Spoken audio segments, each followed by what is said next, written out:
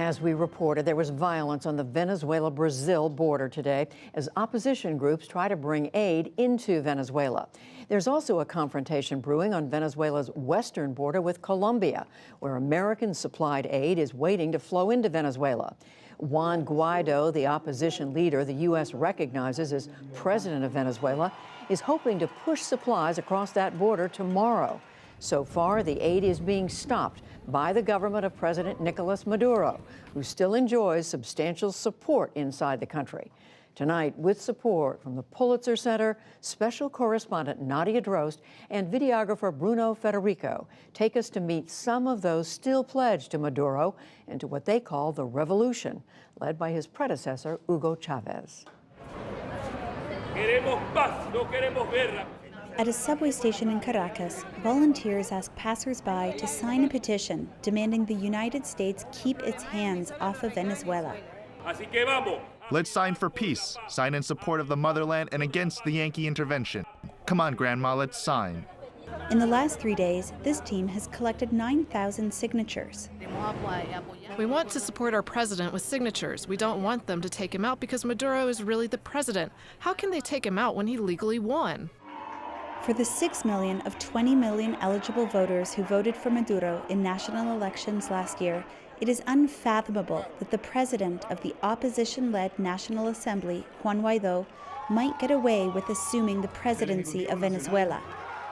And while backing for President Nicolas Maduro has plummeted across the country, he still manages to count on a swath of the population for support, particularly in poor areas like Antímano, that benefited from the largesse of Maduro's predecessor, Hugo Chavez. Here, Chavismo, the brand of socialism popularized by Chavez, is still a force, strengthened in reaction to the growing power of the opposition, backed by the U.S. and over 50 other countries. Communal Council leader Reina Lira guides us through this neighborhood center, a cornerstone of community organizing and government services. It offers residents preschool, internet, and classes like this exercise group for grandmothers. People wait their turn for a basic medical consultation and eyeglasses. Chavismo in action. Now I can see, thanks to the revolution. Lira and many other Chavistas suffer the same hardships as anyone else, but they don't necessarily blame Maduro. The president and many of his followers have blamed the economic crisis on an economic war waged by the U.S. in an attempt to destabilize the country. Even when they're attacking him in a brutal way, blocking him economically and with all the goods that can't arrive, President Nicolas is putting in his best effort. He doesn't make food expensive, he tries to raise salaries, and he gives us subsidies. Projects that benefited the poor didn't exist when Lira grew up. She remembers Christmas without gifts and not eating 3 meals a day. But she saw her life and her neighborhood change for the better after Chavez became president. As the poor, we were revindicated. We became able to study when before we couldn't. Venezuelans didn't have immediate medical attention, and when the revolution came, they had a doctor at their side. Many Venezuelans continue to credit Chavismo with redistributing the country's oil wealth through social programs and giving the poor a voice in Venezuelan politics. But the economic crisis has been a crisis for Chavismo support. Maduro's followers are a minority, but a passionate one. For Lira, her debt to Chavez guarantees her continued support for the government. I think those of us who have stayed loyal to the revolution are those who feel the motherland in our veins. The love for Chavez and for the revolution can't be bought. The more the revolution is threatened and the greater the efforts to unseat Maduro, the more dedicated their support of him. Ronnie Gutierrez is a welder in the neighborhood. His work clothes belie his other duty, heeding the call to defend the revolution. We go about as civilians without anyone noticing us. You come here and don't know I'm a militia. That's how I surprise the enemy. I come from behind to disarm them. That is our work. Every Saturday, the volunteer militia do training exercises. But today, hundreds of them march through the streets of Antímano, sending a message by their sheer numbers. Last year, Maduro announced a campaign to raise the number of militia to 2 million to confront the United States. The large civilian militia is an annex to the military, open to anyone, even those lacking military training. A school teacher during the week, Captain Luisa Jaguara has both ideological and military training behind her.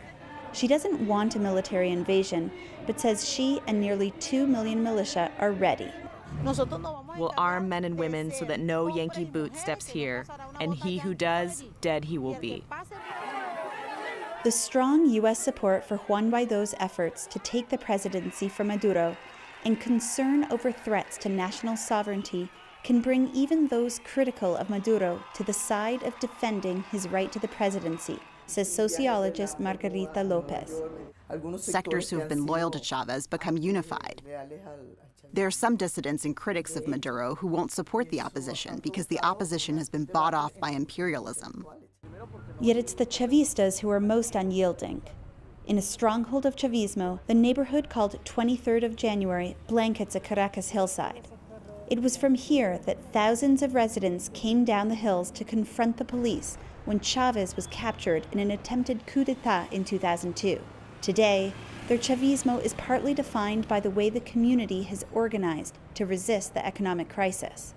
In the face of food scarcity and skyrocketing prices, this community has created a project to try to guarantee its own food security, involving farmers outside of Caracas to grow crops and sell them directly to the community, avoiding the use of intermediaries, so the community can buy their goods at lower than market prices. And as you can see, it's a very popular option. About 1,000 families come to this market every week.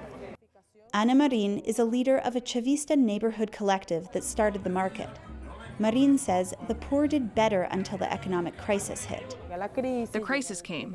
The economic blockade, sanctions, and internal corruption that means a lot of government policies don't reach the people. Nevertheless, they are ready to defend what they gained from the revolution. If the opposition takes over the government, we are not afraid. We will keep resisting because we are going to defend our accomplishments. Far down the hill in central Caracas, near the presidential palace, home to Maduro for now, coveted by Juan Guaido, Maduro backers on motorcycle taxis gather. The head of this group, Gustavo Martinez, says the current threat to their president has put them on the alert. We carry out permanent monitoring in this municipality and at the national level. It's vigilance to defend the peace of our people, so that no one from the opposition puts on riots and disturbs Venezuela's peace. Us motorbikers, we are ready. Amid all the uncertainty of who will govern Venezuela and how, one thing is certain: Chavistas won't let the government be toppled without a fight. Reporting from Caracas with Bruno Federico, I'm Nadja Drost for the PBS NewsHour.